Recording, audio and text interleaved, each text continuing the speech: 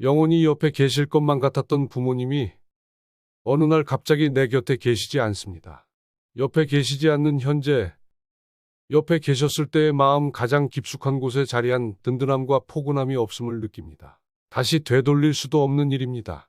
이제 부모님으로 인한 포근함은 이 세상에서는 다시는 가질 수 없습니다. 한편으로는 자녀인 내가 나의 부모에게 태어나서 자라고 결혼하고 자녀를 낳고 살아가면서 알게 모르게 시기별로 기준을 정해놓고서 부모님을 평가한 나의 모습을 봅니다. 저는 이것을 비합리적 신념이라고 정의하겠습니다. 그리하여 그 기준으로 나의 부모를 저울질하여서 적정 기준에 올라가면 괜찮고 내려가면 답답한 나의 내적인 모습을 봅니다.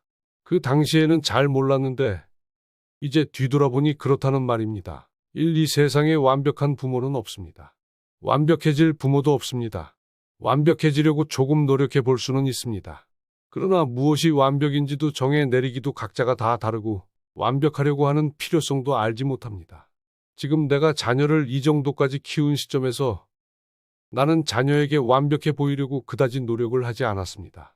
완벽이라는 개념도 몰랐습니다. 그런데 나는 나도 모르게 어느 순간 나의 부모님을 어떤 기준을 정해놓고서 완벽하셔야 한다고 강요하였습니다. 이 내가 어렸을 때 나의 모친은 완벽주의 성향이 정말로 강하셨습니다.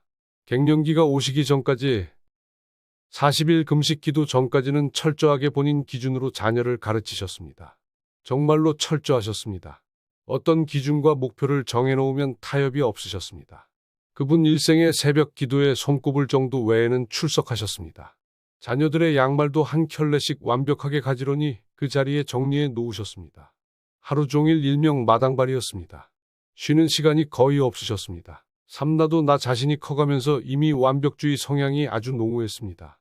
그런데 학창시절, 청년기, 목회 초반기까지는 몰랐습니다. 그 완벽하려고 하지만 도달하지 못하는 나의 모습을 보면서 수많은 갈등과 절망 가운데 있었습니다. 그저 열심히 하면 되는 줄 알았고 그 열심을 내어도 도달할 수 없는 목표가 문제였습니다. 남들이 보기에는 행복한 모습일 것 같았으나 나의 내적으로는 부글부글하였습니다. 사학창 시절에는 다른 친구들과 그 부모님들과 만나면서 점점 눈에 보이는 기준으로 비교하게 되었습니다. 그 당시에는 사춘기라 이 부분이 예민하였습니다. 이미 나에게 완벽주의 성향이 굳세게 자리 잡고 있었기에 친구들의 집에 갔다가 오면 그들 부모님과 나의 부모님을 비교하였습니다. 잠깐이라면 자연스러운 모습이건만 자주 뵈는 특정한 부모님과는 많은 비교를 하였습니다. 물론 비교하여서 나의 부모가 무엇을 이렇게 했어야 하는데 라는 비합리적인 신념으로 대하였습니다. 이 생각은 그 이후로 오랫동안 자리 잡고 있었습니다.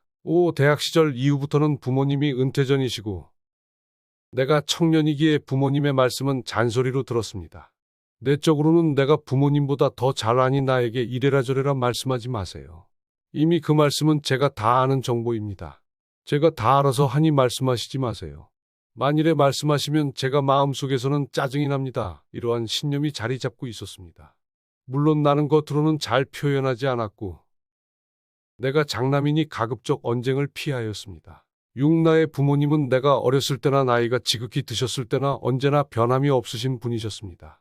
두 분 다 술, 담배는 거의 하시지 않으셨고 남에게 피해를 끼치는 분도 아니시고 자녀들에게 욕을 한번 해보시지 못하셨고 특히 어머니 두 분은 아주 가끔 다투셨지만 크게 싸우지는 않으셨고 자녀들에게 부정적인 말도 없으셨고 모든 것을 자녀를 위해 바치셨던 분이십니다. 노년에 자녀들을 도와주셨지 자녀들에게 도움받으신 부분은 거의 없으셨습니다. 내가 객관적으로 보아도 아주 모범적인 부모님이셨습니다. 7대학 졸업 후 나에게는 큰 사건이 있었습니다. 나에게는 신앙적인 차원에서 고생길을 가는 고민 가운데 선택과 행동인데 사람들에게 온갖 풍문이 돌고 돌아 부모님에게까지 전해졌습니다. 온갖 추문과 이단소리로 퍼지게 되고 급기야 나의 부모님까지 알게 되어서 만사 제쳐놓고서 나를 만나러 오셨습니다. 이 일로 향후 10년 동안 나는 나의 부모님에 대하여 마음속에 또 다른 강한 신념을 가지게 되었습니다. 세상에 나의 부모님은 나를 믿지 못하시는구나. 세상에 믿을 사람이 없구나. 다른 사람이 하는 말은 잘 듣고 믿으면서 아들의 말은 믿지 못하시는구나. 이분들은 듣는 정보를 객관적으로 파악할 능력이 안 되는구나. 이 사건으로 인하여 나는 드러내지는 않지만 마음속에서 이러한 생각이 강하게 들었습니다. 그 이후에는 마음을 놓고서 이야기하기보다는 단편적인 이야기를 하는 정도에 머물렀습니다. 팔 부모님께서 나이가 지극히 드시면서 거동이 불편한 시점에 이르기까지 나는 부모님과 단순한 이야기를 하는 정도였습니다. 자녀와 친척 이야기, 신앙 이야기 외에는 공통의 대화 주제가 없었습니다. 한편으로는 마음속에서 내가 더 잘 알고 있으니 나에게 지시하지 마세요. 그것은 잔소리이며 나에게 아무 도움도 안 돼요. 그런 잔소리를 들을 정도로 어린이도 아니고 저도 늙어가고 있어요.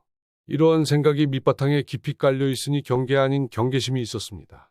한편에서는 내 마음이 부모님을 대하는데 편하지 않는 내 마음 상태를 보면서 무엇이 잘못되었는지 파악하기 힘들었습니다. 이렇게 행동하면 안 되는데 라는 생각과 마음 한구석에서는 위의 생각이 서로가 충돌하여서 죄책감과 분노가 겹치면서 나타났습니다. 지금 시점의 나의 모습을 보면서 나 자신도 나의 완벽한 기준을 정해놓고서 힘들게 살아왔는데 나도 모르게 나의 부모는 서로가 싸우지 않아야 한다. 자녀에게 잔소리를 하지 않아야 한다. 자녀보다 많이 아셔야 한다라는 불가능한 기준으로 보았던 나를 봅니다. 한편으로는 지극히 모범적인 부모님이신데 내가 힘이 있는 시점부터는 그분들과 제대로 교류되지 않았구나를 알게 됩니다. 11편으로 이제 나는 부모님에게 했던 행동을 나의 자녀들이 어느 시점부터는 직접 보고 자랐습니다. 과연 이 자녀들이 제가 나이가 들어가면 어떠한 태도를 취할지 모르겠습니다. 지금이야 아직은 힘이 있지만 이제 나이가 들어가서 힘도 떨어지고 거동이 불편할 시점이 되면 위치 자체가 역전되겠죠. 그때의 나의 자녀가 어떻게 행동하는가는 그 자녀의 선택이겠죠. 나의 미래가 참 불쌍하기도 합니다. 10일 나는 또한 이 시점에서 나와 배우자, 자녀들에게 어떤 부모가 되기로 노력하고 있는지 살펴보게 됩니다. 나는 나의 부모님의 모습을 보고서 내가 각오하기를 나는 자녀에게 완벽한 부모가 되어야 한다. 자녀에게 피해를 절대 주지 않아야 한다. 자녀에게 절대로 잔소리를 하지 않아야 한다. 자녀가 알고 있는 것보다 더 많이 알아야 한다. 이러한 신념이 자리 잡고 있습니다. 그리고 지금까지 노력해왔습니다. 그런데 이 기준이 나를 피곤하게 합니다. 죄책감이 들게 만듭니다. 결국 이 기준도 너무나 높기 때문입니다. 현재 나의 보통 평상시의 모습은 이렇습니다. 나는 나의 자녀에게 잔소리를 많이 합니다. 같은 말을 반복해서 말합니다. 많은 것들을 간섭합니다. 은근히 비꼬기도 합니다. 은밀히 조작하여 내가 가야 할 길로 유도합니다. 내 편이 없이 혼자서 고집부리기도 합니다. 내가 알고 있는 지식이 꼭 정확하다고 합니다. 대화를 할 때 어느 순간 강압적, 지시적인 모습입니다. 아직도 너희는 내 말을 들어야 한다는 내적인 마음이 아주 강합니다. 현재의 나의 상태에서 이전보다는 많이 업그레이드 되었습니다. 나 자신과 가정과 사회에 행복해지기 위해서 누가 나를 이끄는 부분보다는 나 자신이 스스로 계속 업을 진행 중입니다. 아마도 앞으로도 나는 계속 업시킬 것입니다.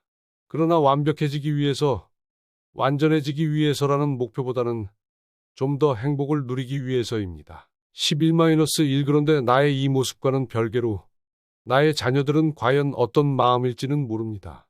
지금이야 30대 초반이고 앞으로 40대, 50대를 거쳐서 60대가 되면 마음이 어떻게 달라질지 모릅니다. 그것은 나의 마음이 아니라 내가 어떻게 할 수 없는 일입니다. 자녀들 중에서 만일에 완벽주의 성향이 있다면, 그 성향이 높다면 이미 마음속에서 나의 부모는, 아니 부모라면 서로가 완벽하게 화목해야 한다. 자녀에게 언제나 완벽하게 적절한 말을 해야 한다. 자녀에게 부정적인 말을 해서는 절대로 안 된다. 자녀를 위해서 언제나 기도해야 한다. 자녀에게 절대로 피해를 주면 안 된다.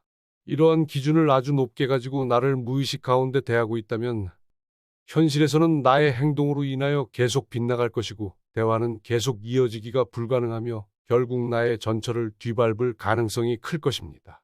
그래도 어쩔 수 없는 일 아닌가요? 12부모는 자녀가 커도 성인으로 독립적인 사람으로 보기 힘듭니다. 내가 봐도 어렵습니다. 눈에 보이는 모습은 나보다 엄청 큰데 마음속에 가득 찬 모습은 아직도 어린애입니다. 부모는 나를 포함하여 다 큰 자녀를 계속 어린애로 취급합니다. 옷을 잘 입고 다녀라, 밥을 꼭 먹어라. 왜 그 모습으로 다니냐? 수없이 말을 하면서 일명 상처를 줍니다. 모욕감도 줍니다. 핀잔, 부끄러움, 깔봄, 짜증으로 목욕을 시킵니다. 여기에 벗어날 부모는 거의 없을 것입니다. 아니, 저만 이렇습니다. 보통의 부모가 이렇습니다. 이렇다고 부모를 다른 부모와 바꿀 수도 없습니다. 13 자녀들은 이 부모를 바꿀 수 없습니다. 부모가 다 큰 자녀를 바꿀 수 없듯이 자녀가 부모를 바꿀 수 없습니다. 하지만 부모는 바꿀 필요성도 느끼지 못하며 알아도 무엇을 바꿔야 할지 모릅니다. 결국 앞으로 인생을 부모님보다는 더 살아갈 자녀가 자신의 태도를 바꿀 필요가 있습니다. 태도라기보다는 무의식적인 신념입니다. 나의 부모에 대한 이상적인 모습으로 부모를 강요할 것이 아니고 현재의 부모의 상태를 보고 내가 부정적인 영향을 덜 받는 것으로 바꿔야 합니다. 부모의 기분을 맞추기보다는 나의 피해를 최대한 줄이는 방향으로 대응할 필요가 있습니다. 그것은 이기적인 모습도 아니고 불효자도 아닙니다. 14. 저는 기나긴 치유의 과정을 밟아왔습니다. 이 마음속에 이미 체질적으로 자리 잡은 정신구조와 행동을 고쳐야겠다는 결심은 10% 정도는 바뀌어집니다. 행동까지 바뀌어지려면 조금은 긴 과정을 겪어야 합니다.